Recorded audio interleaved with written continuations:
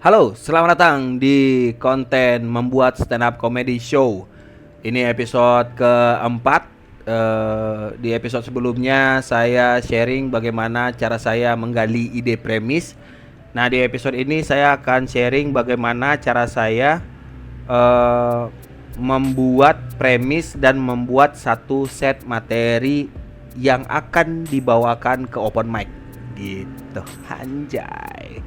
Jadi kan kemarin sudah saya tunjukin tuh, cuman nggak sampai full kan.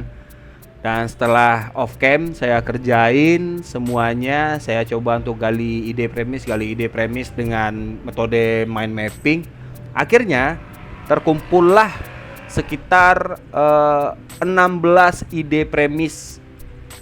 Nah, 16 ide premis ini sifatnya apa ya? Belum mutlak akan saya bahas di stand up comedy show saya. Ini baru proses tahap di mana saya mengeluarkan isi otak saya aja, apapun itu yang kepikiran, yang kepancing atas kata-kata atau apapun dan lain-lainnya dikeluarin aja. Totalnya ada 16 ide premis. Dan tidak menutup kemungkinan kalau ide premis ini akan bertambah nantinya atau berkurang kayaknya udah pasti ya, karena mungkin ada ide-ide yang setelah dikembangin menjadi sebuah set materi kayaknya saya nggak terlalu nyaman membawakannya. Jadi nggak bisa dipaksain dengan saya bikin ide ini kayak ini setelah saya tulis cobain aja open mic. Kalau emang rasanya di saat nulis saja udah nggak nyaman, mending nggak usah. Nah, begitupun sebaliknya, ketika saya sudah berhasil menulis dari ide premis menjadi premis dan satu set materi yang utuh yang siap dibawakan ke open mic.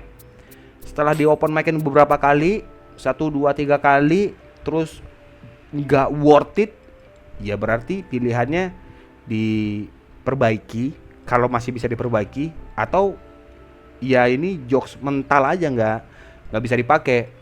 Kalau saya sih disimpan dulu aja, karena bisa jadi dari premis ini mungkin nggak cocok dibawakan untuk stand up comedy show, tapi mungkin bisa dibawakan dalam bentuk media yang lain, entah itu komik, entah itu ide konten, podcast dan lain-lainnya gitu.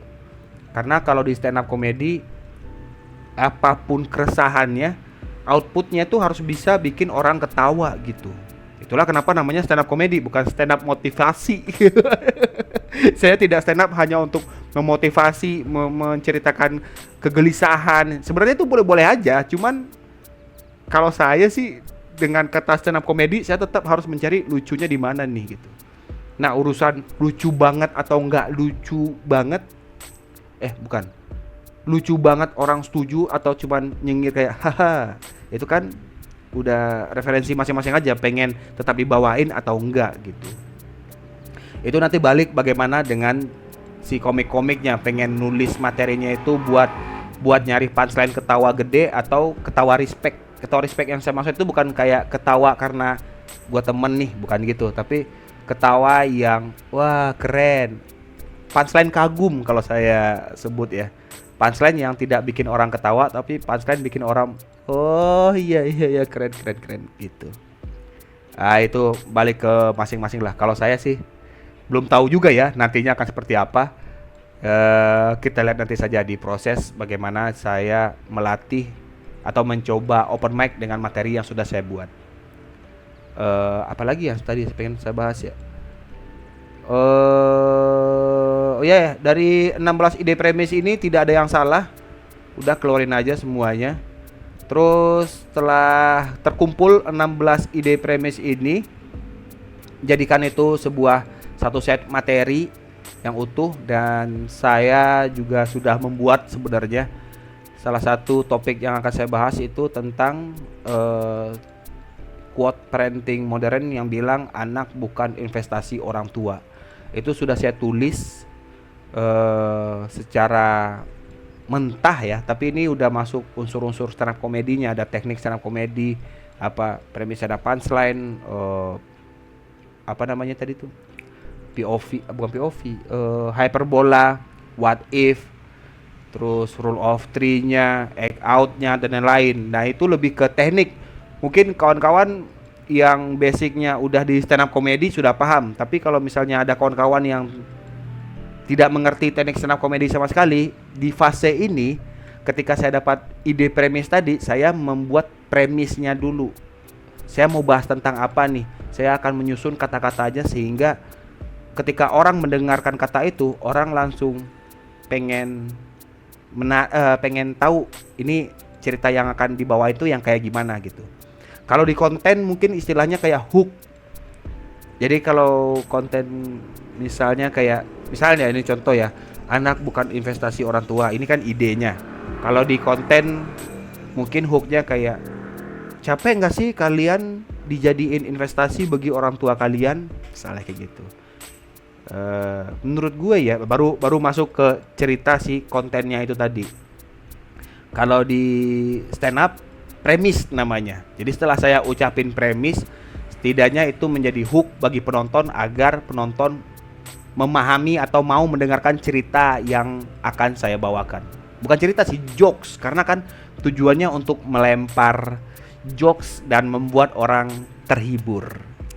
Kalau di konten kan nggak perlu ada punchline sebenarnya ya. Kalau di stand up comedy wajib itu hukumnya, harus ada punchline-nya. Kalau misalnya saya nulis ini terus nggak ada punchline-nya, mungkin akan saya ubah menjadi konten aja, konten TikTok atau di Instagram, apapun lah. Kalau di panggung stand up comedy, menurut saya wajib hukumnya dikasih punchline. Nah, bagaimana cara sampai ke punchline itu? Yaitu tadi ada teknik-teknik stand up komedinya. Setidaknya kawan-kawan yang tidak berkecimpung langsung di dunia stand up komedi bisa memahami begitulah proses bagaimana seorang komika membuat sebuah jokes. Tujuan kita hanya pengen menghibur, itu tujuan utama.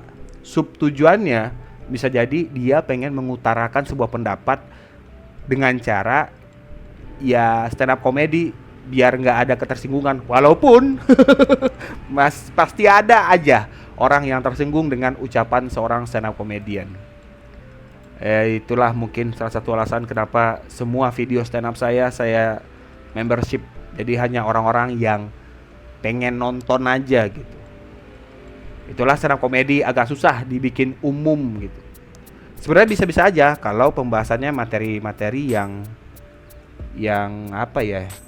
pop gitu, hal-hal yang tidak akan menyinggung. Tapi di era sekarang apapun bisa sangat menyinggung. Siapa yang akan kepikiran kalau Bang Barry William akan membuat komunitas musang tersinggung? Pasti akan ada aja gitu. Terus Mas Panji yang tersinggung? Bukan yang suku, karena yang suku sebenarnya ya itu balik lagi karena ada hal yang mungkin membuat masyarakat di sana tersinggung. Materi Mas Panji yang kucing ya. Ada orang yang tersinggung gara-gara kucing gitu. Jadi peluang untuk tersinggungan itu selalu ada. Ya itulah resiko seorang stand up comedian. Mau dibilang kayak gimana, kayak kita cuma niat menghibur gitu. Enggak, kalian sudah berkata itu, jadi kalian harus disiksa, kalian harus dimiskinkan, kalian harus diboikot. Mana lagi seni yang bisa membebaskan seorang senimannya gitu. Film sekarang sudah ada batas-batasannya, nggak bisa ekspor lagi bebas. Musik ada batas-batasannya sekarang gitu. Stand up di ruang tertutup yang hanya didatangi oleh orang-orang yang pengen datang, tersinggung. Pada akhirnya seni akan, ini udah terlalu jauh sebenarnya ya. Kenapa saya bahas ini? Saya kepancing, sorry kawan-kawan. Balik lagi soal cara saya menulis materinya. Jadi ya itu tadi, materi-materi tadi dengan teknik stand up comedy dibuat menjadi satu set. Jadi ada beberapa beat. Nah itu bahasa stand up lagi tuh. Ya semoga mengerti lah ya. Intinya materi anak bukan investasi orang tua durasinya sudah 3 menit 50 detik. Nggak tahu ini akan berkembang seperti apa, karena setelah di open mic baru akan kebuka tuh pikiran, oh bisa ditambahin ke sini, bisa ditambahin opini ini dan lain-lain gitu. Setelah solid, saya nggak tahu juga solidnya akan kapan. Ini akan menjadi konten yang panjang sekali. Saya akan merepotkan diri saya sendiri, tapi ya udahlah, nggak apa-apa. Saya juga excited melihatkan prosesnya akan seperti apa. Oh ya, materi yang saya buat hari ini, yang saya tulis hari ini, bisa jadi akan berbeda jauh setelah saya menyatakan ini siap saya bawakan ke special show saya nanti. Itulah dia, bikin open mic, rewrite, open mic, rewrite, sampai udah aman nih, segini berarti jokes yang bisa dibawain ke show-nya. Saya ngomongnya agak berulang-ulang ya, tapi ya semoga kawan-kawan mengerti maksud yang saya sampaikan. Ya itu aja dulu. Berarti kedepannya saya akan lebih banyak open mic dan kombut dan menyelesaikan materi saya secara berkala lah. Jadi ini akan berulang-ulang, kayak minggu ini open mic materi ini, misalnya kayak gini nih. Anak bukan investasi orang tua. Saya akan open mic ini di 3 tempat di dalam 1 minggu. Saya lihat, saya evaluasi hasilnya bagaimana. Kalau misalnya masih jelek, saya perbaiki. Kalau misalnya udah oke, disimpan. Yang kayaknya nggak bisa dibawain, kita buang, kita persempit dan lain-lainnya. Prosesnya akan sangat panjang sekali. Terus juga nanti juga akan ada kombut dengan komika-komika. Jadi saya nanti tuh akan nyari komika-komika yang kayaknya saya butuh orang ini dalam hal ini nih. Misal, anak bukan investasi orang tua. Saya akan mencari komika-komika yang sudah punya anak dan mempunyai POV yang unik soal statement ini. Kombut gitu. Gimana menurut lo? Materi gua kayak gini nih. Apa ya yang harusnya gua perbaiki? Gimana ya gini dan lain-lainnya. Ya itu aja sih. Cukup segitu aja. Terima kasih banyak sudah menonton. Ya, kita jumpa lagi di episode berikutnya. Ciao.